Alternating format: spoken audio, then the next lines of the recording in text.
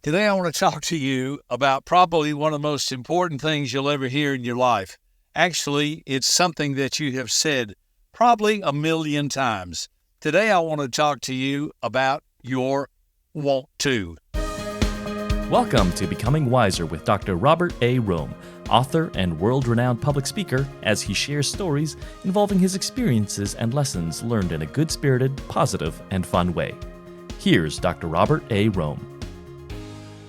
Hi, I'm Dr. Robert Rome, and many of us have had an experience in life where we were asked to do something by our mom or dad or boss or husband or wife or children or someone or child or someone else, and our attitudes, I don't want to.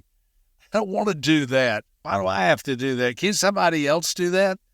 So today I want us to have a checkup from the neck up to avoid stinking thinking and hardening of the attitudes and ask ourselves a question. How's my want to? I believe if you can adjust your want to, you're going to see some incredible things take place in your life.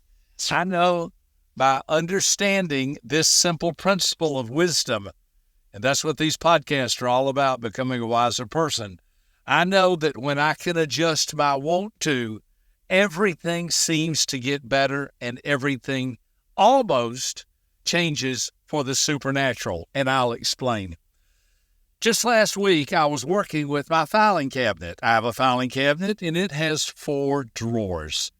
Drawer number 1 at the top, drawer number 2 next, and drawer number 3 all open and shut like butter. I mean, they are wonderful. When I need something, I just open the drawer, get it, put it back. I'm not the most organized person in the world, but I do like to have some kind of organizational skills taking place. And there's nothing better than file it right and find it fast. That's not original with me. I think someone wrote a book about that many years ago. But the truth is, if you can file something correctly, file it right and find it fast becomes a way of life. And I'm still working on that. But anyway, back to the filing cabinet. So the 4th drawer just doesn't work. I mean, it's never worked. I'll pull on it and push on it and kick it and do everything I can to try to make it work. It's like it's bent or it's like out of square or something's wrong with drawer number 4. So I've been putting up with this for a long time. I just thought, well, the filing cabinet's defective. I bought a defective filing cabinet. But 3 out of 4 drawers, that's 75%. That's not bad. Well, I decided the other day, and this is where it gets real practical when you get ready to have to clean your room or do the dishes or do your homework or get up and go to work or anything else. I just had a bad want to. I had a didn't want to. I didn't want to fool with it. But I've been fooling with this filing cabinet for years, maybe decades. So the other day, I just had this strong impression. Okay, look. Man, you've graduated from 5 colleges and universities. Is there any way you could even just take a closer look at what's wrong with drawer number 4? And then, I'm not trying to get spiritual on you, I even prayed about it. I said, God, could you help me with this file cabinet? I know you can run a universe, but I don't know if you know anything about filing cabinets or not. That's a whole different ballgame. And of course, I talked to God respectfully and reverently, but like a friend. And I think he created humor because that's kind of what I operate on most of the time, something funny or silly. It just always has appealed to me. So anyway, I just said, God, could you kind of help me with this? I don't know what I'm doing. Now, I've never taken a course on filing cabinets. I don't know how filing cabinets are made. I don't know the history of filing cabinets. All I know is drawer number 4 never has worked. So I opened it and I shut it. And it was stuck. Then I pulled on it and kind of popped it open and thought, oh, man, this filing cabinet's just not working. And then I pushed it in very slowly to see, is it catching on something? Maybe there's a loose screw or a bent frame or a piece of metal in the way. Back and forth, as slow as I could. Well, now I'm getting physically hot. So I had to stop what I was doing. I was at home by myself. I took off my shirt. And I pulled up a chair and I decided, okay, now I want to. Did you catch that? Now I want to. I want to learn what's wrong with this filing cabinet. I want to fix it. I didn't stop what I was doing and enroll in a class at the local community college on filing cabinet repair. I just changed my attitude, and I said to myself, I want to learn what's wrong with this. I've been putting up with this forever, and I don't know what's wrong with it. If it's broken, I'm willing to accept that. I'm willing to take everything out of drawer number 1, drawer number 2, drawer number 3, and drawer number 4, and throw it in the dumpster and find another filing cabinet. I can afford another filing cabinet. But there's something inside of me that just says, I want to see, before I do that, I want to see if there's anything I can do about this. I changed my wanter. My want to went from I don't want to I do want to. I do want to. I'm fairly intelligent. I've prayed about it. I've looked at this, and now I'm going to see what I can do. So I took the entire 4th drawer out. When I took the entire 4th drawer out, the rollers, and I don't know how much you know about filing cabinets, but there's like these rollers and brackets that the file cabinet sits on. Well, when I pulled it out, the whole roller device came out too, and that surprised me. And I thought, well, maybe there's something wrong because that's not supposed to come out. I can pull drawer 1, 2, and 3 out, and they kind of stop and catch. The drawer number 1 came out all the way on the floor. And I thought, oh, brother, now I've really broken it. I'll never get this back together. So I finally got it all back in. It still didn't work. And I was like, okay, I'm getting close to the end here. But I want to see what's wrong. Maybe I pushed it in too fast, too hard. So I pulled the drawer number 4 all the way out again, and the rollers came out, the drawer came out, the brackets came out. And then I took the bracket device off the file drawer.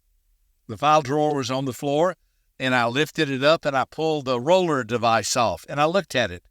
I looked at the top, the bottom, both sides, the front and the back. It didn't look broken. It didn't look bent. Then I asked myself a question, and here's where the payoff comes. I hope you're listening. I asked myself a question. I wonder how this bracket looks in comparison with the other 3 that are working perfectly well, perfectly fine.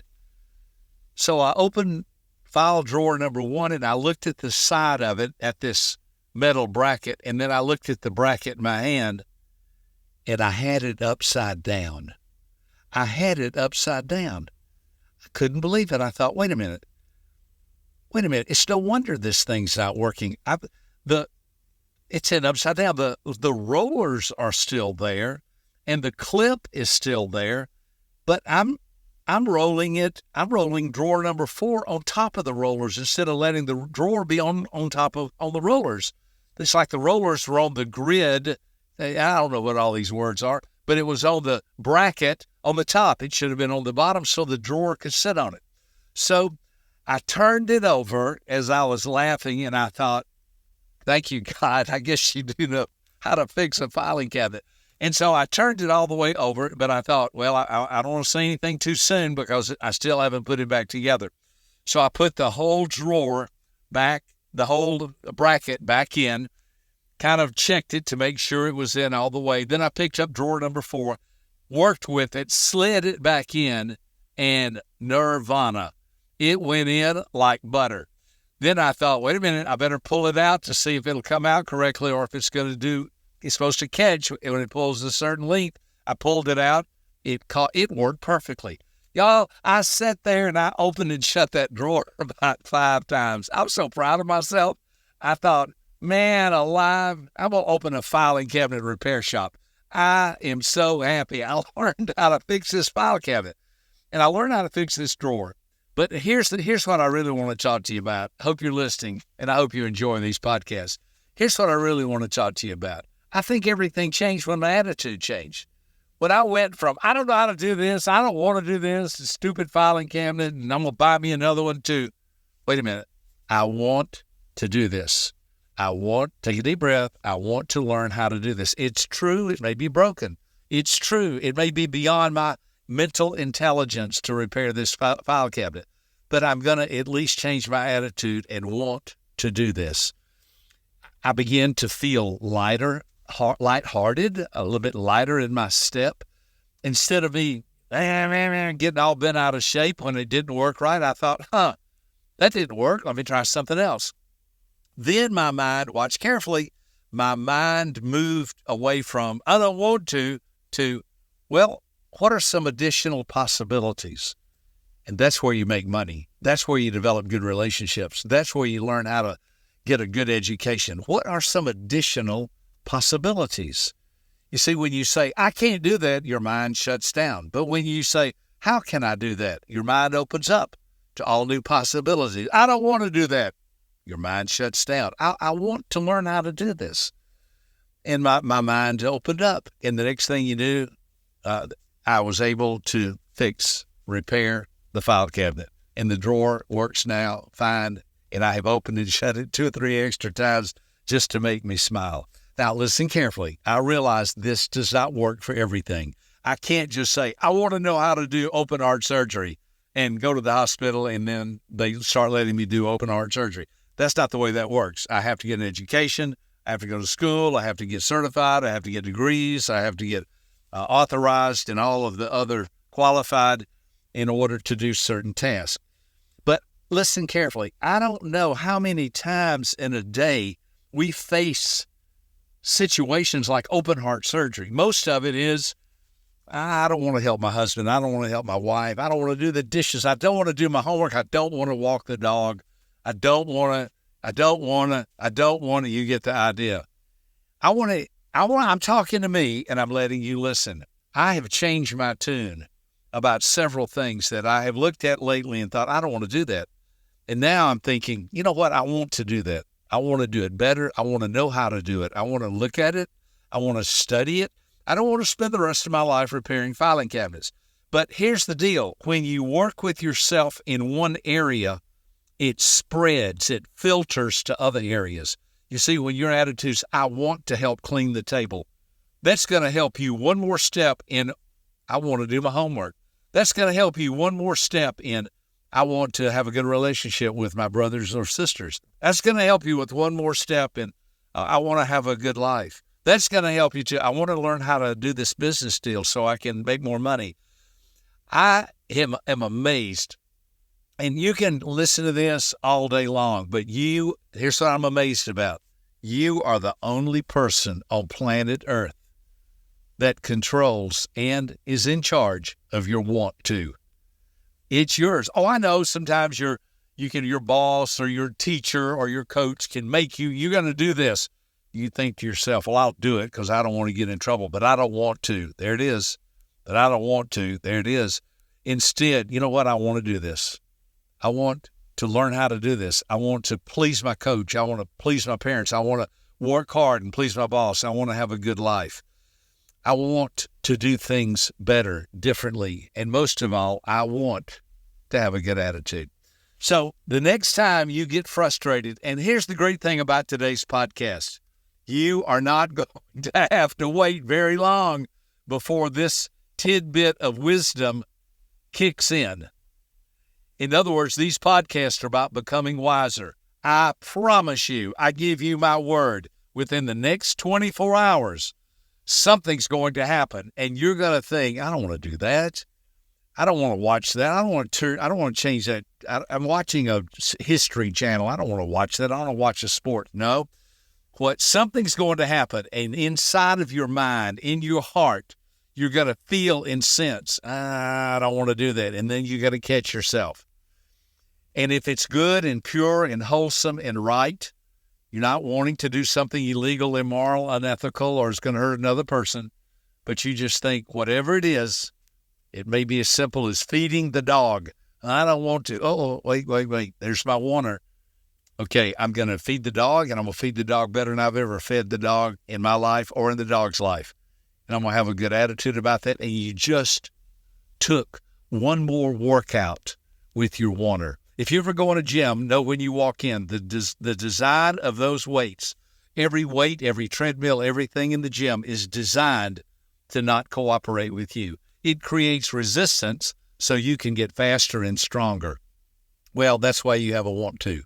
If you can learn to work with your wanter and develop it and get it stronger. I know I don't want to do the dishes. I know I don't want to sweep. I know I don't want to clean the table. I know I don't want to do homework. I know I don't want to do this podcast. I hope y'all can tell I'm fired up. And the reason I'm fired up is because I want to do this. Sometimes I got to be honest with you. I don't want to always do this because it requires time, effort, and energy. I have to be looking at things, trying to find out what can I do to encourage you and to be a blessing to others. Well, when this happened the other day, and I think this is an answer to prayer. My wanter has been greatly improved and is getting stronger every day. I hope this has been helpful. I hope you'll practice it, and I hope you'll look for something, whether it's at home, at school, or work, or play, that you don't really want to do, but you change your attitude and you want to do it, and you begin to see how that's going to help you in every area of your life. I'm so proud of you. I'm glad you listened to this because I know you want to. You want to become a better person. You want to become a wiser person, and you want to learn how life works. It all starts with your wanter. I'm Dr. Robert Rome. I look forward to our next podcast together. God bless you. Have a great day. Take care. Bye-bye. For more information about this podcast, please visit www.becomingwiserpodcast.com.